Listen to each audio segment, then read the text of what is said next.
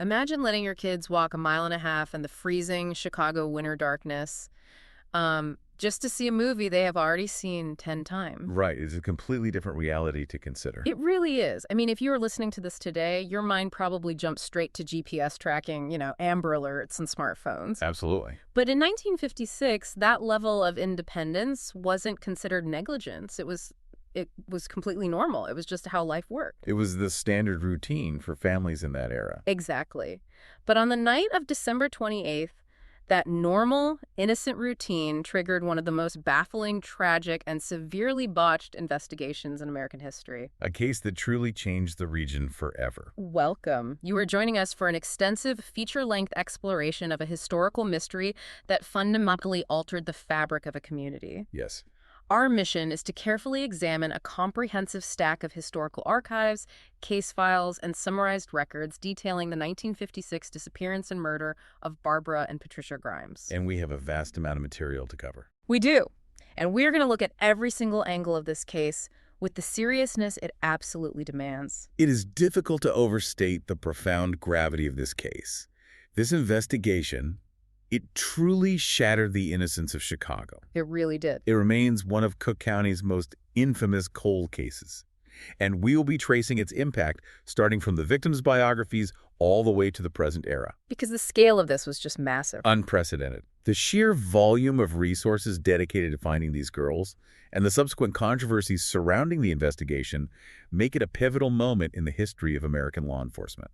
It is a story about the dawn of youth culture, the limitations of mid-century policing, and a mother's unimaginable grief. A grief that was played out on a national stage. Okay, let's unpack this by looking at the world of 1956 and who these girls actually were. That is the best place to start. Barbara Grimes was 15 years old, and her younger sister Patricia was 12. They were 2 of 7 children born to Joseph and Loretta Grimes.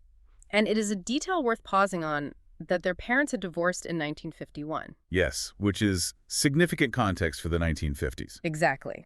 In the early 1950s, divorce was relatively uncommon and carried a certain social stigma, especially in close-knit, working-class Catholic neighborhoods. But the historical records indicate this was a remarkably amicable separation. They do. The children maintained regular, healthy contact with their father. And there was no documented domestic turbulence that would typically flag a household for social workers? Which is a crucial baseline to establish. It is. They lived in the McKinley Park neighborhood of Chicago, which was a very dense, heavily industrialized, working-class area. A place where people really knew their neighbors. Exactly. The community was tight-knit. Barbara and Patricia were known to be very attentive, well-behaved students. Barbara attended Thomas Kelly High School, right? She did. And Patricia was enrolled at St. Maurice's Catholic School. But the defining characteristic that emerges from every single interview in the historical archives is that these 2 sisters were utterly inseparable. They did everything together. Everything. They shared not just a home and a family, but an intense shared passion that dictated their daily schedules and their entire social lives. And that shared passion was Elvis Presley. Oh, absolutely. They were completely unironically devoted to him. I mean, they had recently joined his official fan club. Right. And in December of 1956, they were utterly consumed by his first feature film, Love Me Tender. It was a phenomenon. On the night they disappeared, they were actually heading out to see this exact same movie for the 11th time. Which is incredible to think about. To truly understand how this shaped their behavior, we have to analyze the cultural context of 1956. Because it wasn't just about music. No, Elvis Presley was not just a popular singer. He represented an absolute seismic shift in American culture. He really was the vanguard of a brand new wave of youth culture. Precisely. Before this specific era, the concept of the teenager as a distinct demographic with his own media, its own music, and its own economy, it was still forming.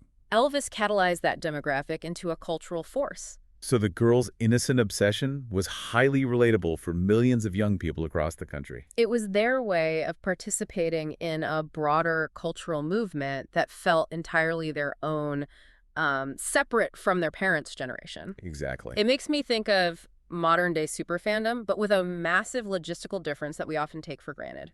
What do you mean? Well, today, if you want to watch a movie 11 times, you just pull it up on a streaming service in your living room. Right. It takes zero effort. Exactly.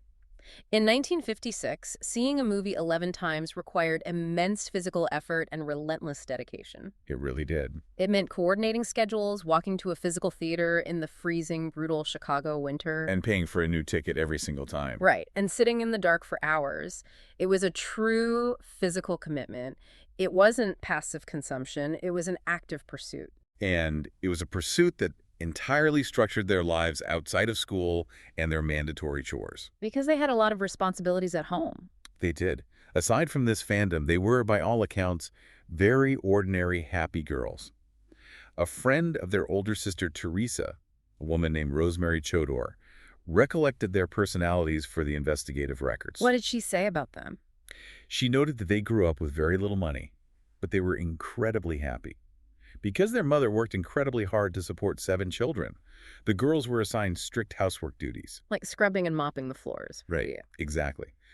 Rosemary described how their idea of fun was pouring soapy water all over the kitchen floors and sliding around in their bare feet, just giggling and playing. Wow. That just paints a vivid picture of very innocent, typical childhood behavior. It does. There was no juvenile delinquency, no history of running away, no hidden dark side to their home life. Which makes the timeline of what happened on the evening of December 28th all the more jarring. So, if they were incredibly ordinary, obedient kids, how does a routine trip to the movies turn into a disappearance? That is the crucial question. To understand where the police went wrong, we have to look at the exact timeline of December 28th. Yes, the margins for error were incredibly slim that night. They left their McKinley Park home at approximately 7:30 p.m. Right.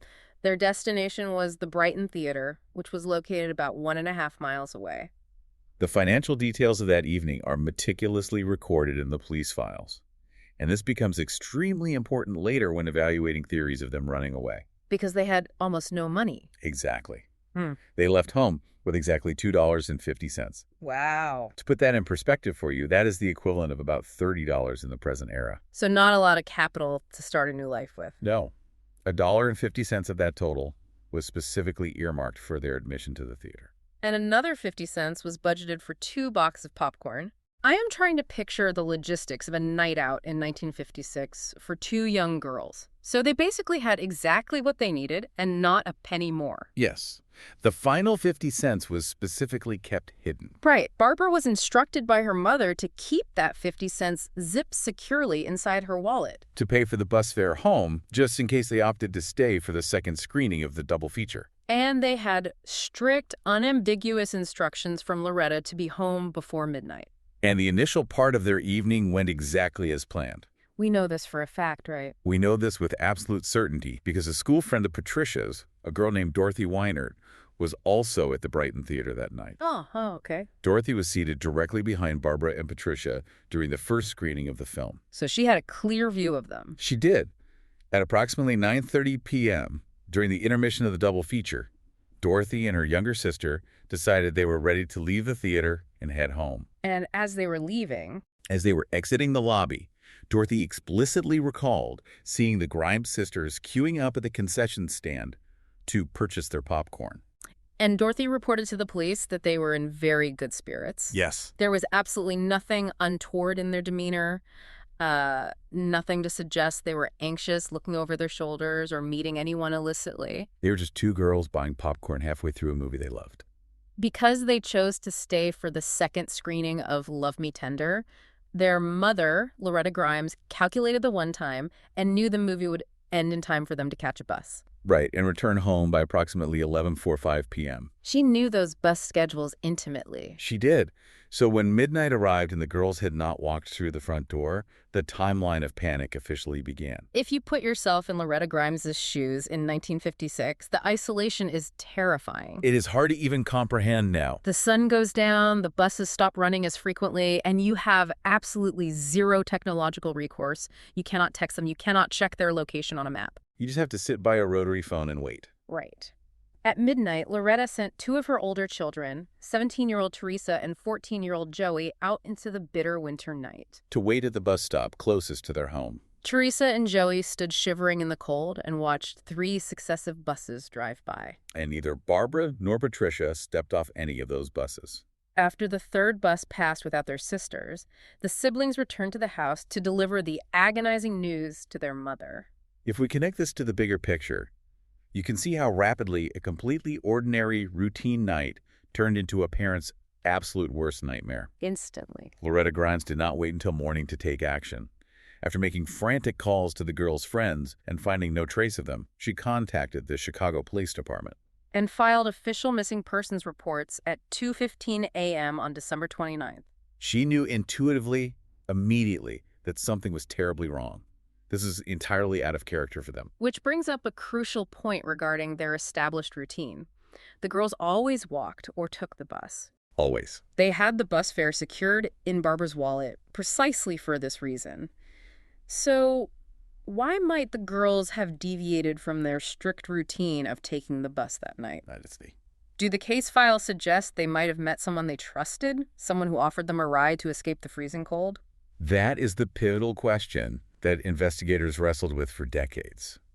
The weather in Chicago in late December was brutally, dangerously cold. Right. If they exited the theater at 11:00 p.m., facing a mile-and-a-half journey in the dark, the offer of a warm car ride would undoubtedly be tempting. Especially for a 12 and 15-year-old. But Loretta Grimes was adamant from the very beginning that her daughters were exceedingly cautious. She knew her kids. She maintained that they would never, under any circumstances, enter a vehicle with a stranger, regardless of the weather conditions. So if they wouldn't get in with a stranger. This strong assertion from the mothers suggested that if they did get into a car, it was either by physical force or is with someone they recognized from their neighborhood or school. The local response to their disappearance was immediate, but it was also incredibly complicated and fundamentally flawed from the start. Deeply flawed. Let's examine the massive search effort that was launched in the subsequent days, because the scale of this operation is staggering. It really is. The historical records show that approximately 300,000 people were questioned during the course of this investigation. The sheer manpower deployed was unprecedented for Cook County at the time. Hundreds of police officers were assigned to the case full-time. Wow. They formed a dedicated multi-agency task force. Local volunteers joined ground searches in massive numbers. And they conducted painstaking door-to-door canvassing throughout the Brighton Park area, right? Yes, knocking on thousands of doors. Rivers and canals were physically dredged, which is a grueling freezing process in the middle of an Illinois winter. Just a horrific task. 15,000 flyers were printed and distributed to local homes and businesses. The parishioners of the Sisters' Church, St. Maurice, even organized and raised a $1,000 reward for information leading to their whereabouts.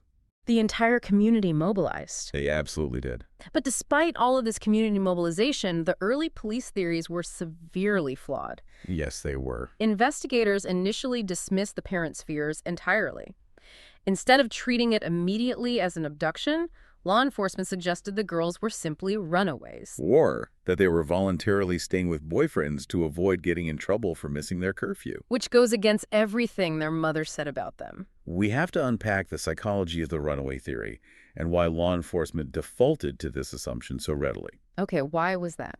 In the 1950s, the understanding of child abduction by strangers was simply not as developed in the public consciousness or in police protocols as it is today. Right, there were no Amber Alerts. The concept of a predatory serial killer targeting children was something society did not want to fully acknowledge. It was too dark. Exactly. When two teenage girls disappeared, especially two girls who were known to be obsessed with a famous rock and roll star who symbolized teenage rebellion, the easiest, most comforting narrative for authorities to construct was one of typical teenage defiance. It provided a false sense of security. It implied that no violent predator was roaming the streets of Chicago, but rather two girls were just acting out. And this institutional assumption delayed the proper classification of the case. Drastically. Although the sisters were on the front pages of local newspapers by December 31st, it took approximately a full week for investigators to seriously consider it a missing persons case involving potential foul play. A full week lost. And during that agonizing week, Loretta Grimes was making heartbreaking public pleas. She spoke directly to the press, stating, "If someone is holding them, please let the girls call me." She was bargaining. She was. She even offered total forgiveness to the abductors, stating she would forgive them from the bottom of her heart with no questions asked if they just returned her daughter safely. The runaway theory gained so much traction that it even reached the inner circle of Elvis Presley himself. That is just wild to think about. Rumors and theories abounded that the girls had traveled all the way to Nashville, Tennessee to see Presley in concert, or that they had left home to emulate his glamorous lifestyle. And this led to a remarkable and unprecedented intervention. It did. On January 19, 1957, an official statement was issued directly from Presley's Graceland estate. Elvis actually issued a plea on radio and television broadcasts across the nation. He directly addressed Barbara and Patricia. Right, looking into the cameras and saying, if you are good Presley fans, you'll go home and ease your mother's worries. The involvement of the most famous entertainer in the entire world catapulted the case from a tragic local news story to a national fixation. Everyone was watching. Every newspaper in the country was running the story. However, this intense media focus, combined with Elvis's direct involvement, triggered a bizarre and overwhelming wave of public sightings. Because people were just hyper-aware. When the public is highly primed by constant sensational media coverage, people subconsciously begin to see exactly what they expect to see. Let's examine these unconfirmed sightings because the sheer volume of them created a massive web of phantom clues that severely complicated the police investigation. It became a logistical nightmare for detectives. First, there was a detailed report regarding a Chicago Transit Authority bus on Archer Avenue. Multiple people, including the bus driver, stated they saw the girls boarding an eastbound bus after the late movie screening. Right. They allegedly got off at Western Avenue around 11:05 p.m., which was about halfway between the theater and their home. Then there was the sighting by a young man named Roger Menard, who had also been at the theater that evening. What did he see? He claimed he walked behind the girls on Archer Avenue and saw a green Buick stop alongside them. He said the girls hesitated but kept walking. Okay. Shortly after, a black 1949 Mercury carrying two teenage boys pulled up.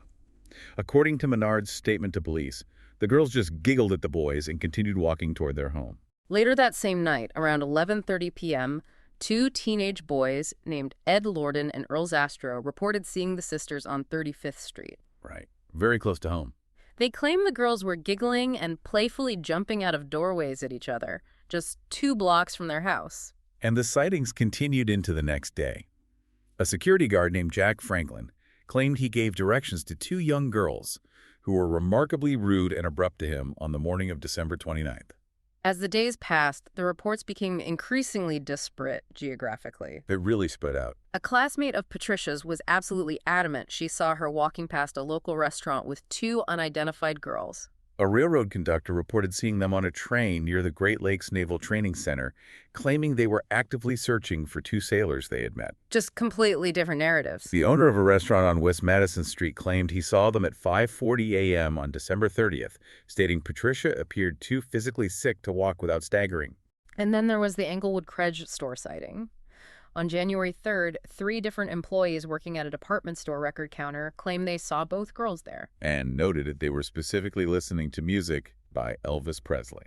The Nashville theory was also bolstered when a woman named Pearl Neville told police she met the girls in a Nashville restroom on January 9th. Right. She claimed she accompanied these bedraggled, exhausted girls to a state employment agency to help them find work. This raises an important question regarding the fundamental reliability of eyewitness testimony during a highly publicized case. How so?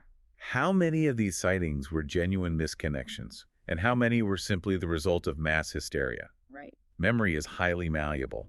When a reward is offered and pictures of the missing are plastered on every street corner and television screen, well-meaning citizens often subconsciously superimpose the faces of the missing onto random strangers they encounter in their daily lives. Wait, hold on.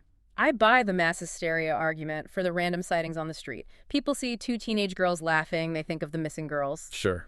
But the Nashville Employment Agency. The clerk at that agency later identified the sisters from photographs and specifically recalled that the girls had used the surname Grimes on their physical application forms. It's a very specific detail. You can't just hallucinate ink on paper. If the Nashville sighting was entirely false, how did the police justify ignoring the fact that the clerk specifically remembered the name Grimes written on an official document? It is a very compelling discrepancy, and it frustrated investigators. However, the police had to analyze the psychological mechanisms of memory. Okay. It is entirely possible the clerk had already seen the name Grimes in a bold newspaper headline prior to looking closely at the applications, leading to a false memory association where she conflated the news story with a mundane interaction. As sort of retroactive memory insertion. Exactly. Or it could have been two entirely different teenage runaways who coincidentally happened to share the surname Grimes, or used it as an alias because it was on their minds. That makes sense. In the absolute absence of physical documentation recovered from that agency to definitively prove it, because the forms were never located, law enforcement had to weigh the logistical probability of two young, local girls securing cross-country transport with $2.50 against the overwhelming statistical likelihood that they never left Cook County. That is a very fair point. The lack of the physical form really undermines it. Right. Other clues were far more sinister than mistaken identity. Following Elvis's television plea, the Chicago Sun-Times advice columnist Ann Landers received an anonymous letter. A very disturbing letter. Extremely. The writer claimed to be a young girl who witnessed a young man forcefully pushing Barbara into the back seat of a car and Patricia into the front seat on the exact night they disappeared. The letter even provided a partial license plate number, though police were never able to successfully trace it to a registered vehicle. And perhaps the most chilling, haunting detail in the entire case file was the toll stand phone call. Yes. In the early hours of January 14th, the parents of Sandra Tolstan, who is a classmate and friend of Patricia's, received two anonymous phone calls. Late at night. During the second call, Sandra's mother picked up the receiver and heard a frightened, deeply depressed young female voice ask, "Is that you, Sandra? Is Sandra there?" The call abruptly disconnected before Sandra could take the phone. And Mrs. Tolstan was utterly, unshakably convinced the voice she heard belonged to Patricia Grimes. These phantom clues offered agonizing glimmers of hope to the family. They kept the belief alive that the girls were out there hiding or trying to find their way back. But that hope was permanently extinguished 25 days after they vanished. Yes, it was. On January 22, 1957, there was a rapid thaw of the recent heavy snowfall in the region. A construction worker named Leonard Prescott was driving his car along a rural, unpaved road named German Church Road in unincorporated Willow Springs. Prescott spotted what he initially thought were discarded mannequins located behind a wooden guardrail on the side of the road. He drove past, but the image unsettled him. Right. He went home, retrieved his wife Marie, and they returned to the site. Upon closer inspection, they realized the horrific truth. They had found the frozen bodies of Barbara and Patricia Grimes. They immediately rushed to a telephone and contacted the Willow Springs Police Department. Let's examine the exact specifics of the scene where they were discovered because the geography is critical. It is essential to understanding the timeline. The location was a flat, horizontal section of ground covered in snow, situated directly behind a guardrail that separated the road from the steep, treacherous embankment of Devil's Creek. Yes. The bodies were completely nude. They exhibited puncture wounds and severe bruises. And we must be precise here, based on the historical records.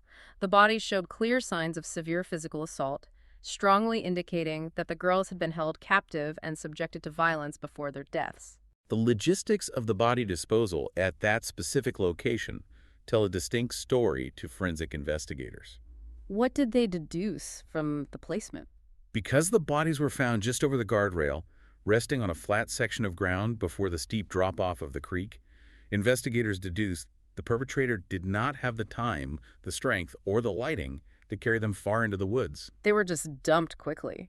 It is highly probable the sisters were driven to this desolate location in a vehicle, and their bodies were then hastily dragged or lifted out of the car and quickly deposited right behind the rail before the driver sped off. The aftermath of the discovery was an absolute investigative disaster. A textbook example of what not to do. Following the initial heartbreaking identification by the girl's devastated father, Joseph Grimes, over 160 police officers from various overlapping suburban departments descended upon the rural area. And they were joined by numerous local volunteers who heard the news on the radio and drove out, wanting to help search the area. And that sheer volume of people utterly compromised the investigation. Completely. The records indicate that untrained individuals, reporters, and well-meaning citizens were allowed to trample freely over the entire area before any tape was put up. The volunteers meant well, but they essentially took a fragile, unread historical document, dropped it in the mud, and let 160 people march over it. That is a very accurate way to describe it. Any tire track, any stray fiber, or footprint impression left in the snow by the perpetrator was completely erased before the forensic perimeter was even drawn. The killer's path was obliterated by the heavy winter boots of the crowd. Exactly. The concept of Locard's exchange principle, the foundational forensic idea that every contact leaves a trace, was understood by scientists of the era. But field preservation at this specific scene was entirely absent. A catastrophic failure. That catastrophic failure in crime scene management forced the homicide investigation to rely almost entirely on the subsequent medical autopsies. But the medical findings only deepened the mystery and led to intense, highly publicized official controversies. They did. The autopsies were performed by 3 experienced forensic pathologists. And after a grueling 5-hour examination of each body, these 3 medical experts were completely unable to reach an agreement on either the exact date of death or the primary cause of death. What they did officially conclude was based almost entirely on stomach contents. Which is a very imprecise science. Very. They analyzed the digestive tract and found the approximate proportions of the last known meal the sisters had eaten on the evening of December 28th, the popcorn and their dinner. Based on 1950s understandings of human digestion rates, the 3 pathologists officially ruled that the girls had likely died within approximately 5 hours of the time they were last seen alive at the Brighton Theatre buying that popcorn. The official cause of death was ruled as secondary shock, resulting from exposure to dangerously low temperatures. Essentially, the official conclusion presented to the public was that the girls died on the exact night they disappeared, or very early the next morning, freezing to death in the elements. Yes. The pathologists also concluded that the various puncture wounds found on the bodies were most likely inflicted by rodents and local wildlife after death, rather than by a weapon wielded by an attacker. So the official death certificates were typed up, listing the deaths as murder by means of secondary shock and exposure. But this official sanitized narrative was vehemently challenged from inside the coroner's own office. This is where we introduce a man named Harry Gloss. Yes. He was the chief investigator for the Cook County Coroner's Office, and Harry Gloss flatly refused to accept the official findings of the 3 pathologists. He believed the science was wrong and the public was being misled. Gloss's dissent was rooted in his own meticulous observation of the physical evidence, specifically what he called the ice layer theory. Gloss pointed out to the press that a thin, highly specific layer of ice was found encrusted directly upon the sisters' bodies when they were discovered. He argued fiercely that this ice layer proved the girls were alive until at least January 7th, meaning they were held captive for over a week. Which completely upends the 5-hour timeline. Exactly. I want to make sure the mechanics of that theory are absolutely clear for anyone listening. Why does a thin layer of ice point specifically to January 7th? It comes down to comparing forensic pathology with historical meteorological records. Okay. The specific weather data for Cook County showed that there was not sufficient snowfall or precipitation in that specific rural area to create such an ice layer until a major storm hit on January 7th. Right. Gloss argued that for the ice to form as it did, directly fused to the skin, the snow had to fall and physically react with the natural radiating body heat of the girls. Therefore, their bodies had to be warm, meaning they were alive, when they were deposited beside German Church Road. And that specific weather condition could only have happened after the heavy snow on January 7th. If they had died on December 28th, as the official report claimed, their bodies would have been completely frozen solid by the time the January 7th snow arrived, and the specific encrusted ice layer would not have formed in that manner. And Gloss did not stop there. No, he did not. He pointed to the severe marks of violence on the girls' faces and bodies, insisting these were absolutely not post-mortem rodent marks, but clear, undeniable evidence of severe physical assault while they were being held captive. Furthermore, Gloss highlighted a glaring, unexplainable anomaly in the toxicology report.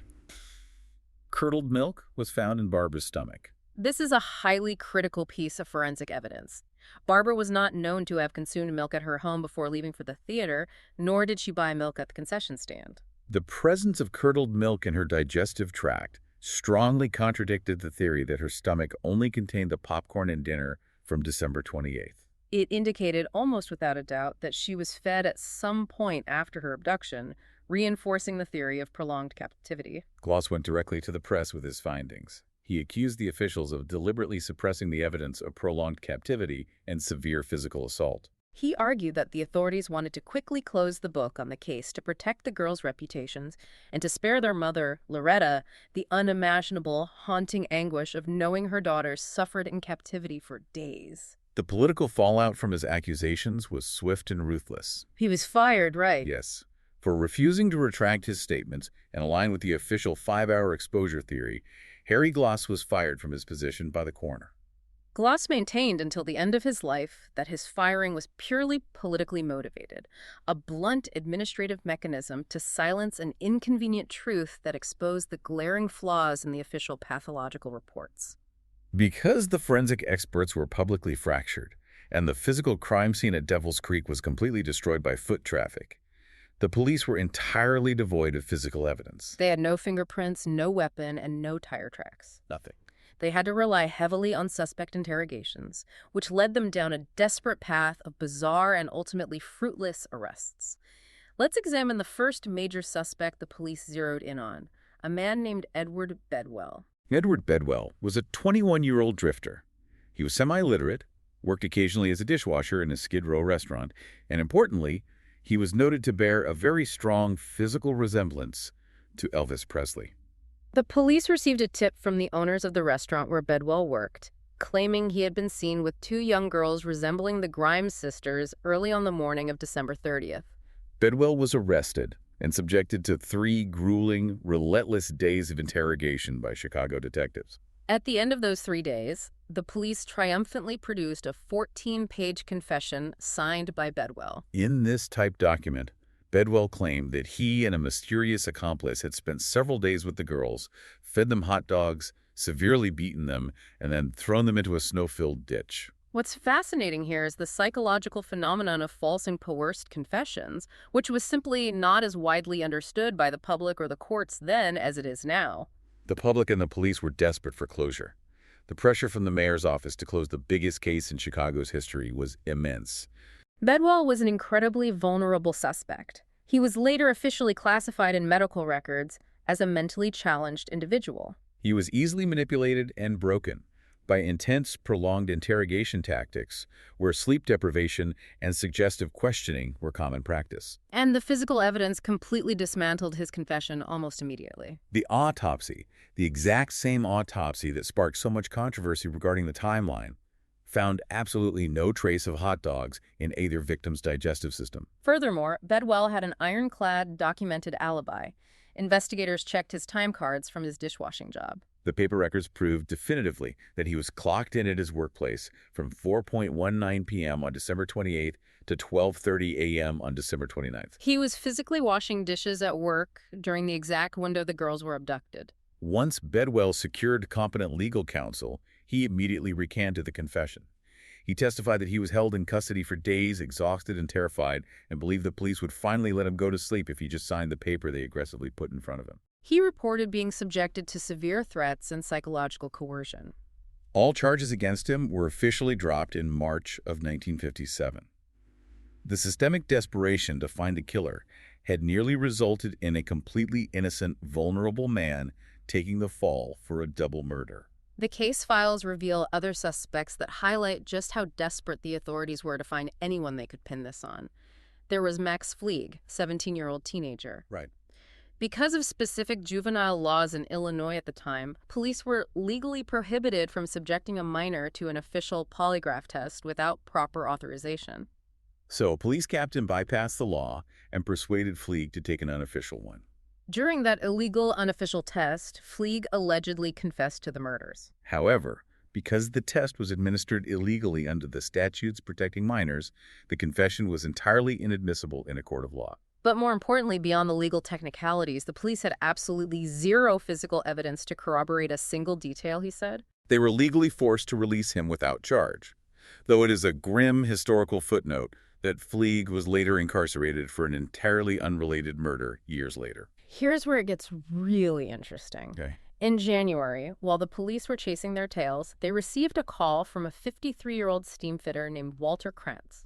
Krantz called the police switchboard and calmly told them the girls were dead, and he gave them a highly specific location in an unincorporated area to find the bodies. Krantz claimed he knew this because he was a psychic, and the information came to him in a vivid dream. The police traced the call and brought Krantz in for questioning. When the bodies were actually discovered by Leonard Prescott a week later, the location on German Church Road was approximately 1 mile away from the exact spot Krantz had described in his dream. To add a massive layer of suspicion, police handwriting experts analyzed a crude ransom note that Loretta Grimes had received earlier in the investigation and determined that the writing bore striking similarities to Krantz's handwriting. Wait, hold on. How does a steamfitter just happen to dream of a location that turns out to be exactly 1 mile away from a hidden crime scene in a vast, sprawling rural area? It is a remarkable coincidence. Was it just a phenomenally lucky guess, or did he have actual, tangible knowledge of the crime that he was trying to disguise as a psychic vision to insert himself into the narrative? That was exactly the police's primary working theory. They considered Krantz their prime suspect for a significant period. They interrogated him multiple times, pushing him on the impossibility of the coincidence. Krantz maintained steadfastly that his family had a long history of psychic abilities, and that the vision came to him after a night of heavy drinking. Despite their intense suspicions and the handwriting analysis, the police could not find a single piece of physical evidence linking him to the girls, the theater, or any vehicle. They could not place him at the scene, and the handwriting analysis was deemed not scientifically conclusive enough to warrant murder charges before a grand jury. They had to let him walk out the door. Despite thousands of man-hours, hundreds of thousands of interviews, and a list of suspects that included drifters, teenagers, and self-proclaimed psychics, the police hit an absolute dead end. They had nothing but theories. And this catastrophic failure left the Grimes family to pick up the pieces of their shattered lives alone. The aftermath for the family was financially and emotionally devastating. Loretta Grimes had been completely unable to work her job during the agonizing weeks her daughters were missing. But the community rallied around her in a remarkable display of civic solidarity. Local residents, the girls' classmates, and the local press raised funds ranging from children's small change to hundreds of dollars from business owners. They raised enough money to entirely pay off the remaining mortgage on the Grimes family home and to cover all the funeral costs. On January 28, 1957, Barbara and Patricia were buried side by side at the Holy Sepulchre Cemetery in Alsip, Illinois. Barbara's high school classmates served as pallbearers, carrying the caskets. But the psychological torment for Loretta did not end with the funeral. No, it didn't. In May of 1957, months after the bodies were found, she received a phone call that is truly agonizing to read about in the historical archives. The caller was entirely anonymous. He openly bragged to Loretta about outsmarting the Chicago police. He ridiculed their clumsy efforts to blame vulnerable men like Edward Bedwell. But what made this call terrifying, rather than just a cruel prank by a sick individual, was a specific piece of anatomical information the caller provided. He told Loretta, "I know something about your little girl that no one else knows, not even the police. The smallest girl's toes were crossed at the feet." And that was a closely guarded medical secret. It was a physical detail about Patricia's anatomy that had never been released to the press, the public, or printed in any newspaper. Only the family and the medical examiners knew. The caller then laughed into the receiver and hung up. Loretta Grimes endured this psychological torture while maintaining her unwavering belief about the fundamental nature of the crime. She stated publicly, a full year after the murders, that she believed with absolute unwavering certainty that her daughters knew the man who killed them. She reiterated that the weather was bitterly cold, and her girls would never have gotten into a stranger's car, no matter how desperate they were to get warm. The profile she held in her mind was someone deeply familiar, someone who used established trust to lure them into a vehicle that night.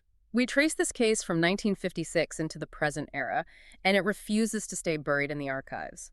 The official status of the case is cold, but unofficial investigations have brought fascinating new theories to light in recent years. Specifically, an independent researcher and retired police officer named Ray Johnson began investigating the case deeply in 2013, applying modern analytical techniques to the old files. Johnson's diligent investigation brought renewed, intense attention to a man named Charles Leroy Melquist. In 1958, approximately a year and a half after the Grimes sisters were murdered, Melquist was arrested and convicted of the horrific murder of a 15-year-old girl named Bonnie Lee Scott. The operational similarities in the cases were striking to anyone who'd looked closely. The modus operandi was incredibly similar, and Bonnie Lee Scott's body was discovered less than 10 miles from the exact spot where Barbara and Patricia Grimes were found frozen at Devil's Creek. And there is a horrifying direct connection that links the two cases directly to Loretta Grimes' living room. Yes. The day after Bonnie Lee Scott's body was discovered in 1958 and the news broke, Loretta Grimes received another telephone call. She answered the phone and heard a voice she instantly, viscerally recognized. It was the exact same voice from the May 1957 call, the man who knew the hidden detail about Patricia's crossed toes. This time, the caller gloated, saying, "I've committed another perfect crime." Loretta insisted until the very end of her life that it was the exact same man taunting her.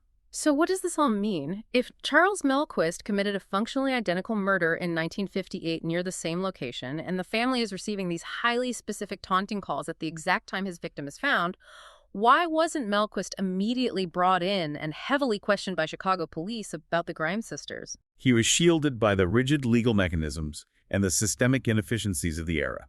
In what way?